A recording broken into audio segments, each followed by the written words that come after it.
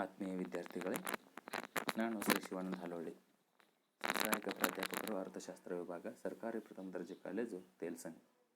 ಪ್ರಸ್ತುತ ಕಾಲೇಜು ಶಿಕ್ಷಣ ಇಲಾಖೆ ಅಡಿಯಲ್ಲಿನ LMS ಯೋಜನೆ ಅಡಿಯಲ್ಲಿ ಅರ್ಥಶಾಸ್ತ್ರ BA ರಾಣಿ ಚೆನ್ನಮ್ಮ ವಿಶ್ವವಿದ್ಯಾಲಯ BA 6ನೇ ಸೆಮಿಸ್ಟರ್ಗೆ ಅರ್ಥಶಾಸ್ತ್ರ ದ್ವಿತೀಯ ಪತ್ರಿಕೆ ಅಳವಡಿಸಿದ ಪಠ್ಯಕ್ರಮದಲ್ಲಿ ಇಂಡಸ್ಟ್ರಿಯಲ್ ಡೆವಲಪ್ಮೆಂಟ್ ಘಟಕದ ಅಡಿಯಲ್ಲಿ information technology meaning and importance of information ಟೆಕ್ನಾಲಜಿಯನ್ನು ಚರ್ಚಿಸೋಣ.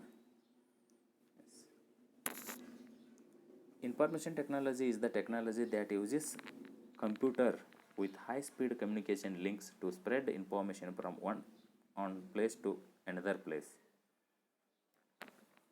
The interconnection of computer enables people to send and receive information. The communication links are also used to communicate with different people in the world. The world has become a global village due to information technology. It means that people living in the world to know one another as if they are living in a village. It has become possible due to fast communication links. Information can be transferred, read and place to another place easily and quality. ಮಾಹಿತಿ ತಂತ್ರಜ್ಞಾನವು ಒಂದು ಸ್ಥಳದಿಂದ ಮತ್ತೊಂದು ಸ್ಥಳಕ್ಕೆ ಮಾಹಿತಿಯನ್ನು ಹರಡಲು ಹೆಚ್ಚಿನ ವೇಗದ ಸಂವಹನ ಲಿಂಕ್ಗಳನ್ನು ಹೊಂದಿರುವ ಕಂಪ್ಯೂಟರ್ ಅನ್ನು ಬಳಸುವ ತಂತ್ರಜ್ಞಾನವಾಗಿದೆ. ಕಂಪ್ಯೂಟರ್ನ ಅಂತರ ಸಂಪರ್ಕವು ಜನರಿಗೆ ಮಾಹಿತಿಯನ್ನು ಕಳುಹಿಸಲು ಮತ್ತು ಸ್ವೀಕರಿಸಲು ಅನುವು ಮಾಡಿಕೊಡುತ್ತದೆ. ವಿಶ್ವದ ವಿವಿಧ ಜನರೊಂದಿಗೆ ಸಂವಹನ ನಡೆಸಲು ಕಮ್ಯುನಿಕೇಷನ್ ಲಿಂಕ್ಗಳನ್ನು ಸಹ ಬಳಸಲಾಗುತ್ತದೆ. ಮಾಹಿತಿ ತಂತ್ರಜ್ಞಾನದಿಂದ ಜಗತ್ತು ಜಾಗತಿಕ ಗ್ರಾಮವಾಗಿದೆ. ವಿಶ್ವವೇ ಒಂದು ಗ್ರಾಮವಾಗಿದೆ. ಇದರ ಅರ್ಥದಲ್ಲಿ ಜಗತ್ತಿನಲ್ಲಿ ವಾಸಿಸುವ ಜನರು ಒಂದು ಚಿಕ್ಕ ಹಳ್ಳಿಯಲ್ಲಿ ವಾಸಿಸುತ್ತಿದ್ದಾರೆ ಎಂಬಂತೆ ಒಬ್ಬರಿಗೊಬ್ಬರು ತಿಳಿದಿದ್ದಾರೆ. ವೇಗದ ಸಂವಹನದ ಲಿಂಕ್ಗಳಿಂದಾಗಿ ಇದು ಸಾಧ್ಯವಾಗಿದೆ ಅಂತ ಹೇಳ್ಬೋದು. ಮಾಹಿತಿಯನ್ನು ಸುಲಭವಾಗಿ ಸ್ಥಳದಿಂದ ಸ್ಥಳಕ್ಕೆ ವರ್ಗಾಯಿಸಬಹುದು. ಇನ್ನು ಮೀನಿಂಗ್ ಆಫ್ IT. ಮಾಹಿತಿ ತಂತ್ರಜ್ಞಾನವನ್ನು ವ್ಯಾಖ್ಯಾನಿಸುವುದು. ಇದು ನೆಟ್ವರ್ಕಿಂಗ್, ಹಾರ್ಡ್ವೇರ್, ಸಾಫ್ಟ್ವೇರ್, ಇಂಟರ್ನೆಟ್ ಅಥವಾ ಈ ತಂತ್ರಜ್ಞಾನಗಳೊಂದಿಗೆ ಕೆಲಸ ಮಾಡುವ ಜನರಂತಹ ಕಂಪ್ಯೂಟಿಂಗ್ ತಂತ್ರಜ್ಞಾನಕ್ಕೆ ಸಂಬಂಧಿಸಿದಂಥ ಯಾವುದಾದರೂ ವಿಷಯವಾಗಿದೆ.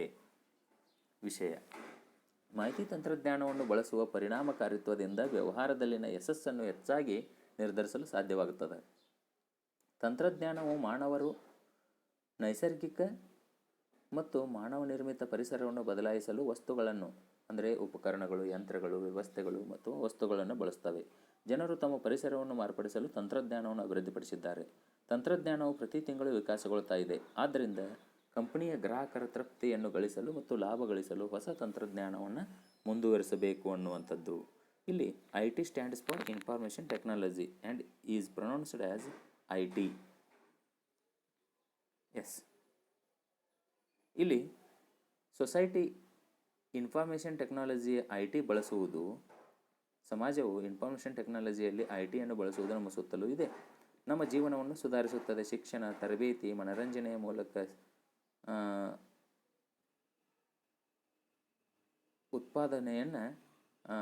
ಉತ್ಪಾದನಾ ಪತ್ರಿಕೋದ್ಯಮವನ್ನು ಹೆಚ್ಚಿಸಿದೆ. ಶಿಪ್ಪಿಂಗ್ ಉತ್ಪಾದನೆಯನ್ನು ಹೆಚ್ಚಿಸಿದೆ ಅಂತ ಹೇಳ್ಬೋದು.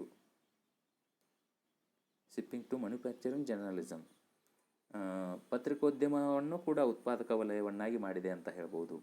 ಇಲ್ಲಿ ಹಣ ಮತ್ತು ಹೂಡಿಕೆಗಳು, ತೆರಿಗೆ ಮತ್ತು ಲೆಕ್ಕಪತ್ರ ನಿರ್ವಹಣೆ, ಆರೋಗ್ಯ, ಔಷಧ ಸಮಸ್ಯೆಗಳನ್ನು ಪರಿಹರಿಸುವ ಕಾರ್ಯವನ್ನು ಮಾಡುತ್ತದೆ. ಸಮಸ್ಯೆಯನ್ನು ಗುರುತಿಸುವ ಪ್ರಕ್ರಿಯೆ ಹಾಗೂ ಅದನ್ನು ಪರಿಹರಿಸುವ ಪರ್ಯಾಯಗಳನ್ನು ಗುರುತಿಸುವುದು ಮತ್ತು ಆಯ್ಕೆ ಮಾಡಿದ ಪರಿಹಾರವನ್ನು ಯಶಸ್ವಿಯಾಗಿ ಕಾರ್ಯಗತಗೊಳಿಸುವ ಪ್ರಕ್ರಿಯೆಯನ್ನು ಮಾಡ್ತದೆ. ಸಮಾಜದಲ್ಲಿ ITಯನ್ನು ಬಳಸುವುದು. ಮಾಹಿತಿ ತಂತ್ರಜ್ಞಾನವು ಅನೇಕ ಉತ್ಪನ್ನಗಳನ್ನು ಮತ್ತು ಸೇವೆಗಳಲ್ಲಿ ಹುದುಗಿದೆ ಅಂತ ಹೇಳ್ಬೋದು. ಆಂತರಿಕ ಸಂವಹನ, computer network, video teleconferencing, messaging, electronic commerce, corporated website, call centres, electronic transactions, online ಮಾರಾಟ, ಈ ಎಲ್ಲ ಅಂಶಗಳನ್ನು ಇದು ಹೊಂದಿದೆ ಅಂತ ಹೇಳ್ಬೋದು. ಇನ್ನು ಡಾಟಾ ವರ್ಸಸ್ ಇನ್ಫಾರ್ಮೇಷನ್ ಅಂದಾಗ, ಡಾಟಾ ವರ್ಸಸ್ ಮಾಹಿತಿ. ಡೇಟಾವು ಕಚ್ಚಾ ಅಸಂಘಟಿತ ಸಂಗತಿಗಳಿಂದ ಕೂಡಿರ್ತದೆ. ಅದನ್ನು ಪ್ರಕ್ರಿಯೆಗೊಳಿಸಬೇಕಾಗಿರುತ್ತದೆ. ಡೇಟಾವನ್ನು ಸಂಘಟಿಸುವವರೆಗೆ ಸರಳ ಮತ್ತು ತೋರಿಕೆಯೇ ಯಾದೃಚ್ಛಿಕ ಮತ್ತು ನಿಷ್ಪ್ರಯೋಜಕವಾಗಬಹುದು ವಾಗಬಹುದು. ಡೇಟಾವನ್ನು ಪ್ರೊಸೆಸಿಂಗ್ಗೆ ಒಳಪಡಿಸಿದಾಗ, ಸಂಘಟಿಸಿದಾಗ, ರಚನಾತ್ಮಕವಾಗಿ ಅಥವಾ ನಿರ್ದಿಷ್ಟ ಸನ್ನಿವೇಶದಲ್ಲಿ ಅದನ್ನು ಉಪಯುಕ್ತವಾಗಿಸಲು ಪ್ರಸ್ತುತಪಡಿಸಿದಾಗ ಅದನ್ನು ಮಾಹಿತಿ ಎಂದು ಕರೆಯಲಾಗುತ್ತದೆ. ಜ್ಞಾನ, ನಾಲೆಜ್. ಮಾಹಿತಿಯು ಒಂದು ಗುಂಪಿನ ಅರಿವು ಮತ್ತು ತಿಳುವಳಿಕೆ ಮತ್ತು ಆ ಮಾಹಿತಿಯನ್ನು ಹೇಗೆ ಉತ್ತಮ ಬಳಕೆಗೆ ತರಬಹುದು ಅನ್ನುವುದರ ಕುರಿತಾಗಿರುತ್ತದೆ. ಐ ಟಿ ಘಟಕಗಳು ಅಥವಾ ಡೇಟಾ ಐಟಮ್ ಅಂದಾಗ ರೆಕಾರ್ಡ್ ಮಾಡಲಾದ, ವರ್ಗೀಕರಿಸಿದ ಮತ್ತು ಸಂಗ್ರಹಿಸಲಾದ ಆದರೆ ಯಾವುದೇ ನಿರ್ದಿಷ್ಟ ಅರ್ಥವನ್ನು ತಿಳಿಸಲು ಸಂಘಟಿತವಾಗಿರದ ವಸ್ತುಗಳು, ಘಟನೆಗಳು, ಚಟುವಟಿಕೆಗಳು ಮತ್ತು ವಹಿವಾಟುಗಳ ಪ್ರಾಥಮಿಕ ವಿವರಣೆಯನ್ನು ಒಳಗೊಂಡಿರುತ್ತದೆ. ಇದು ಮಾಹಿತಿಯನ್ನು ಸ್ವೀಕರಿಸಿದವರಿಗೆ ಅರ್ಥ ಮತ್ತು ಮೌಲ್ಯವನ್ನು ಹೊಂದುವಂತೆ ಡೇಟಾವನ್ನು ಆಯೋಜಿಸಲಾಗಿರುತ್ತದೆ. ಜ್ಞಾನ ಪ್ರಸ್ತುತ ಸಮಸ್ಯೆ ಅಥವಾ ಚಟುವಟಿಕೆಗೆ ಮಾಹಿತಿಗೆ ಅನ್ವಯವಾಗುವಂತೆ ತಿಳುವಳಿಕೆ, ಅನುಭವ, ಸಂಗ್ರಹವಾದ ಕಲಿಕೆ ಮತ್ತು ಪರಿಣಿತಿಯನ್ನು ತಿಳಿಸಲು ದತ್ತಾಂಶ ಅಥವಾ ಮಾಹಿತಿ ಸಂಘಟಿತ ಮತ್ತು ಸಂಸ್ಕರಿಸಲಾದಂಥದ್ದನ್ನು ಜ್ಞಾನ ಎಂದು ಕರೆಯಲಾಗುತ್ತದೆ. ಇಲ್ಲಿ ಮಾಹಿತಿ ತಂತ್ರಜ್ಞಾನದ ಮೂಲಸೌಕರ್ಯ ಅಂದಾಗ ಇಡೀ ಸಂಸ್ಥೆಯನ್ನು ಬೆಂಬಲಿಸುವ ಭೌತಿಕ ಸೌಲಭ್ಯಗಳು, ಐ ಟಿ ಘಟಕಗಳು, ಐ ಟಿ ಸೇವೆಗಳು ಮತ್ತು ಐ ಟಿ ನಿರ್ವಹಣೆಯನ್ನು ಒಳಗೊಂಡಿರುತ್ತದೆ. ಟೆಕ್ನಾಲಜಿಕಲ್ ಆರ್ಕಿಟೆಕ್ಚರ್ ಅಂದಾಗ ಸಂಸ್ಥೆಯಲ್ಲಿನ ಮಾಹಿತಿ ಸ್ವತ್ತುಗಳು, ಉನ್ನತ ಮಟ್ಟದ ನಕ್ಷೆ ಅಥವಾ ಯೋಜನೆ. ಇದು ಪ್ರಸ್ತುತ ಕಾರ್ಯಾಚರಣೆಗಳಿಗೆ ಮಾರ್ಗದರ್ಶನ ನೀಡುವ ಮತ್ತು ಭವಿಷ್ಯದ ನಿರ್ದೇಶನಗಳ ನೀಲನಕ್ಷೆ ಆಗಿದೆ ಅಂತ ಹೇಳ್ಬೋದು. ಇನ್ನು ಸಾಮಾನ್ಯವಾಗಿ ಕಂಡುಬರ್ತಕ್ಕಂಥವು I T components of I T ಅಂದಾಗ ಇಲ್ಲಿ early calculator, newly calculator. See the difference between both these, early car and newly car. ಹಳೆಯ ಕಾರು ಮತ್ತು ಹೊಸ ಕಾರು ವ್ಯತ್ಯಾಸಗಳನ್ನು ನೋಡಿದಾಗ ನಮಗೆ ಎಷ್ಟೊಂದು ಇದರಲ್ಲಿ ಪ್ರಗತಿಯಾಗಿದೆ ಅನ್ನೋದು ಗೊತ್ತಾಗುತ್ತೆ. Telegraph, pony express. Typewriter, now computer. Yes. Telephone, smartphone. Music box, iPad nano. Yes. ಈ ರೀತಿ ನಾವು ಇವುಗಳನ್ನು ಇದರಲ್ಲಿರ್ತಕ್ಕಂಥ ಕಾಂಪೋನೆಂಟ್ಸ್ಗಳನ್ನು ನೋಡ್ಬೋದು.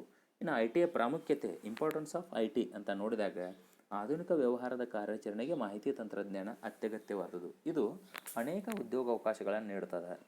ಇಂಟರ್ನೆಟ್ ಮತ್ತು ಎಲೆಕ್ಟ್ರಾನಿಕ್ ವಾಣಿಜ್ಯ, ಇ ಕಾಮರ್ಸ್ ಅಂತ ನಾವೇನು ಕರಿತೀವಿ, ಇವುಗಳು ಮೊಬೈಲ್ ವಾಣಿಜ್ಯ, ನೆಟ್ವರ್ಕ್ ಭದ್ರತೆ, ದೂರಸಂಪರ್ಕ ಮತ್ತು ಮಲ್ಟಿಮೀಡಿಯಾ ವಿನ್ಯಾಸಗಳಂತಹ ಕ್ಷೇತ್ರಗಳಲ್ಲಿ ಉತ್ತಮ ಸಂಬಳದ ಅನೇಕ ಉದ್ಯೋಗಗಳು ಅಸ್ತಿತ್ವದಲ್ಲಿವೆ.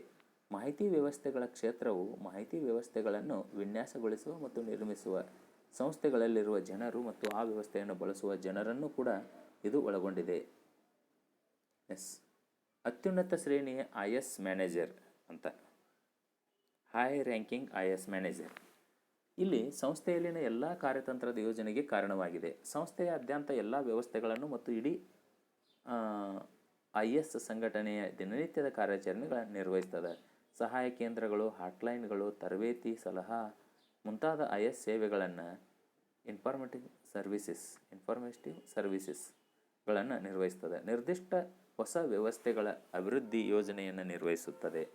ನಿರ್ದಿಷ್ಟ ಅಸ್ತಿತ್ವದಲ್ಲಿರುವ ವ್ಯವಸ್ಥೆಯನ್ನು ನಿರ್ವಹಿಸುವ ಮೂಲಕ ಡೇಟಾ ಅಥವಾ ಕಂಪ್ಯೂಟರ್ ಕೇಂದ್ರದ ದಿನನಿತ್ಯದ ಕಾರ್ಯಾಚರಣೆಗಳನ್ನು ಮೇಲ್ವಿಚಾರಣೆ ಮಾಡುತ್ತದೆ. ಮುಖ್ಯ ಮಾಹಿತಿ ಅಧಿಕಾರಿ, IS ನಿರ್ದೇಶಕ, ಮಾಹಿತಿ ಕೇಂದ್ರ ವ್ಯವಸ್ಥಾಪಕ, ಪ್ರಾಜೆಕ್ಟ್ ಮ್ಯಾನೇಜರ್, ಸಿಸ್ಟಮ್ ಮ್ಯಾನೇಜರ್, ಕಾರ್ಯಾಚರಣೆಯ ವ್ಯವಸ್ಥಾಪಕ. ಈ ಎಲ್ಲ ಅಂಶಗಳಿಂದ ಕರೆಯಲಾಗ್ತದೆ. ಇಲ್ಲಿ ಕ್ರಿಯೇಟಿಂಗ್ ಜಾಬ್ಸ್ ಥ್ರೂ IT, ಇವುಗಳ ಮೂಲಕ ನಾವು ಮಾಹಿತಿ ತಂತ್ರಜ್ಞಾನದ ಮೂಲಕ ನಾವು ಉದ್ಯೋಗವನ್ನು ಸೃಷ್ಟಿಸಬಹುದು. ಮೊದಲನೇದಾಗಿ programming manager coordinates all applications programming efforts. ಎಲ್ಲ ಕಾರ್ಯಕ್ರಮದ ಅಂಶಗಳನ್ನು ಸಮನ್ವಯಗೊಳಿಸುವಂಥ ಅಧಿಕಾರಿಯನ್ನು ನಾವು ಪ್ರೋಗ್ರಾಮಿಂಗ್ ಮ್ಯಾನೇಜರ್ ಅಂತ ನಾವು ಇದನ್ನು ಉದ್ಯೋಗವನ್ನು ಸೃಷ್ಟಿಸಬಹುದು. ಸಿಸ್ಟಮ್ ಅನಾಲಿಸಿಸ್ಟ್ ಅಂತ interfaces between users and programmers, determines information requirements and technical specification for new application. ವ್ಯವಸ್ಥೆಯ ವಿಶ್ಲೇಷಕ ಅಂತ ನಾವು ಈ ಹೊಸ ಹುದ್ದೆಯನ್ನು ಸೃಷ್ಟಿಸಬಹುದು. ಬಿಸ್ನೆಸ್ ಅನಾಲಿಸಿಸ್ಟ್ ಅಂತ, ಇವನು ಹೆಚ್ಚಾಗಿ ವಾಣಿಜ್ಯದ ವ್ಯವಹಾರದ ಮೇಲೆ ವಿಶ್ಲೇಷಣೆ ಮಾಡ್ತಾ ಅದರ ಮೇಲೆ ತನ್ನ ಗಮನವನ್ನು ಕೇಂದ್ರೀಕರಿಸ್ತಕ್ಕಂಥ ಒಂದು ಹುದ್ದೆ. ಇನ್ನು system programmer creates a computer code for developing new system software or maintaining existing system software. ಇಲ್ಲಿ ಈತ ಕಾರ್ಯಕ್ರಮದ ವ್ಯವಸ್ಥೆಯ ಒಂದು ಸ್ವರೂಪವನ್ನು ಪ್ರೋಗ್ರಾಮಿಂಗ್ ಮಾಡುವಂಥ ಅಧಿಕಾರಿ. Network manager, web designer. ಈ ರೀತಿ ಹಲವು yes, chief information officer, IS director, information centre manager, project manager, system manager, operations manager, ಈ ರೀತಿ ಬಹಳಷ್ಟು ಹುದ್ದೆಗಳನ್ನು ನಾವು ಇದರಲ್ಲಿ ಸೃಷ್ಟಿಸಬಹುದಾದಂಥ ಅವಕಾಶಗಳನ್ನು ನಾವು ನೋಡ್ತೇವೆ. ನೋಡ್ರಿ, ಆರಂಭಿಕ ಕ್ಯಾಲ್ಕುಲೇಟರ್, ಹೊಸ ಕ್ಯಾಲ್ಕುಲೇಟರ್, ಹಳೆ ಕಾರು, ಹೊಸ ಕಾರು, ಎಷ್ಟೊಂದು ವ್ಯತ್ಯಾಸವನ್ನು ಇದೆ ಅನ್ನೋದು ನಮಗೆ ಇದರಿಂದ ಗೊತ್ತಾಗ್ತದೆ. Yes, the functions of information technology, ಇದರ ಕಾರ್ಯಗಳನ್ನು ನಾವು ನೋಡ್ತಾ ಹೋದಂತೆ ಮಾಹಿತಿ ತಂತ್ರಜ್ಞಾನದ ಕಾರ್ಯಗಳು ಅಂದಾಗ ಮಾಹಿತಿ ತಂತ್ರಜ್ಞಾನಕ್ಕೆ 6 ಮುಖ್ಯ ಕಾರ್ಯಗಳಿವೆ.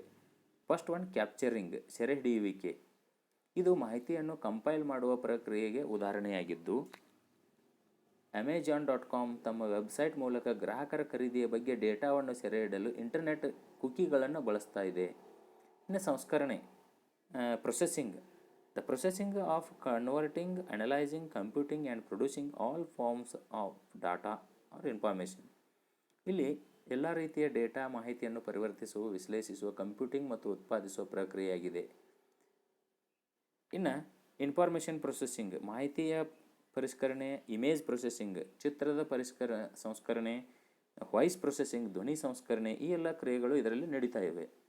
ಎಸ್, ಪೀಳಿಗೆಯ ಸಂಖ್ಯೆಗಳು, ಜನರೇಷನ್, ಸಂಖ್ಯೆಗಳು ಪಠ್ಯ, ಧ್ವನಿ ಅಥವಾ ದೃಶ್ಯ, ಚಿತ್ರದಂತೆ ಮಾಹಿತಿಯನ್ನು ಉಪಯುಕ್ತ ರೂಪದಲ್ಲಿ ಸಂಘಟಿಸುವಂಥ ಪ್ರಕ್ರಿಯೆ.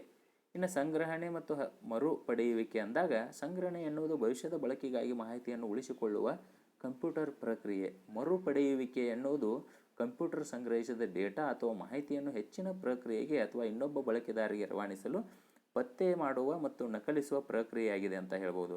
ಇಲ್ಲಿ ಉದಾಹರಣೆಗಾಗಿ ತೆಗೆದುಕೊಂಡಾಗ, for example, search engine like Google, ಅಂದರೆ ಗೂಗಲ್, ಬಿಂಗ್, ಯಾಹೂ ನಂತಹ ಸರ್ಚ್ ಎಂಜಿನ್, ಈ ಕಂಪನಿಗಳು ಡೇಟಾ ಕೇಂದ್ರಗಳನ್ನು ಹೊಂದಿದ್ದು ಮಾಹಿತಿಯನ್ನು ಆನ್ಲೈನ್ನಲ್ಲಿ ಹುಡುಕುವ ಅಂತಿಮ ಬಳಕೆದಾರರಿಂದ ನಂತರದ ಹಂತದಲ್ಲಿ ಬಳಸಬಹುದಾದ ಮಾಹಿತಿಯನ್ನು ಸಂಗ್ರಹಿಸುತ್ತದೆ. ಇಲ್ಲಿ ಪ್ರಸರಣ, ಟ್ರಾನ್ಸ್ಮಿಷನ್ ಅಂದಾಗ ಸಂವಹನ ನೆಟ್ವರ್ಕ್ಗಳ ಮೂಲಕ ಮಾಹಿತಿಯನ್ನು ವಿತರಿಸುವ ಕಂಪ್ಯೂಟರ್ ಪ್ರಕ್ರಿಯೆ. ಎಲೆಕ್ಟ್ರಾನಿಕ್ ಮೇಲ್ ಅಥವಾ ಧ್ವನಿ ಸಂದೇಶ ಅಥವಾ ಧ್ವನಿ ಮೇಲನ್ನು ಹೊಂದಿರ್ತದೆ. Yes, that's all. In this modern day and age, information technology plays a big role, and however, if you are not in the field of information technology yourself, you might not know just how information technology touches in your life. There are many advantages of information system and technology. Moreover, globalization process is rapidly developed, making this world becomes more advanced with the newly inventions. Nowadays, our jobs are much easier as more machinery products are being created and help people to work more efficiently. Information technology can provide opportunities for people with disabilities, can provide people with flexibility in their work, and will enable improvements in healthcare. ಈ ಆಧುನಿಕ ದಿನ ಮತ್ತು ಯುಗಗಳಲ್ಲಿ ಮಾಹಿತಿ ತಂತ್ರಜ್ಞಾನ ದೊಡ್ಡ ಪಾತ್ರವನ್ನು ವಹಿಸ್ತದೆ. ಆದಾಗ್ಯೂ ನೀವು ಮಾಹಿತಿ ತಂತ್ರಜ್ಞಾನ ಕ್ಷೇತ್ರದಲ್ಲಿ ಇಲ್ಲದಿದ್ದರೆ ಮಾಹಿತಿ ತಂತ್ರಜ್ಞಾನ ನಿಮ್ಮ ಜೀವನವನ್ನು ಹೇಗೆ ತಲುಪುತ್ತದೆ ಎಂಬುದು ನಿಮಗೆ ತಿಳಿಯುವುದಿಲ್ಲ. ಮಾಹಿತಿ ವ್ಯವಸ್ಥೆ ಮತ್ತು ತಂತ್ರಜ್ಞಾನದ ಬಹಳಷ್ಟು ಅನುಕೂಲಗಳಿವೆ. ಇದಲ್ಲದೆ ಜಾಗತೀಕರಣ ಪ್ರಕ್ರಿಯೆ ವೇಗವಾಗಿ ಅಭಿವೃದ್ಧಿಗೊಳ್ಳುತ್ತಿದ್ದು ಹೊಸ ಆವಿಷ್ಕಾರಗಳೊಂದಿಗೆ ಈ ಜಗತ್ತು ಹೆಚ್ಚು ಮುನ್ನಡೆಯುತ್ತಿದೆ.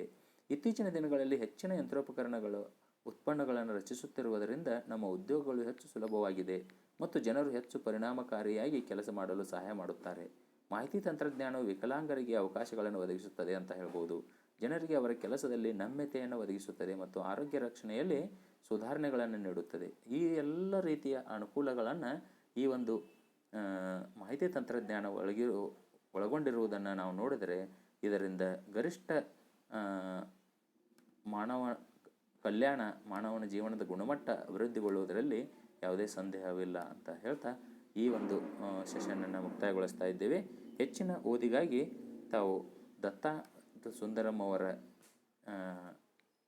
ಭಾರತದ ಆರ್ಥಿಕತೆ ಅಭಿವೃದ್ಧಿಯನ್ನು ಗ್ರಂಥವನ್ನು ಹಾಗೂ ಇಂಟರ್ನೆಟ್ನ ವಿವಿಧ ವೆಬ್ಸೈಟ್ಗಳನ್ನು ಹಾಗೂ ಗರಣಿ ಕೃಷ್ಣಮೂರ್ತಿಯವರು ಬರೆದಂಥ ಭಾರತದ ಆರ್ಥಿಕ ಅಭಿವೃದ್ಧಿ ಗ್ರಂಥವನ್ನು ಪರಾಮರ್ಶಿಸಬಹುದು. ಹಾಗೂ ಈ ಸೆಷನನ್ನು ಈ ಕಂಟೆಂಟನ್ನು ಬಳಸ್ಕೊಳ್ಬೋದು ಅಂತ ಹೇಳ್ತಾ thank you one and all.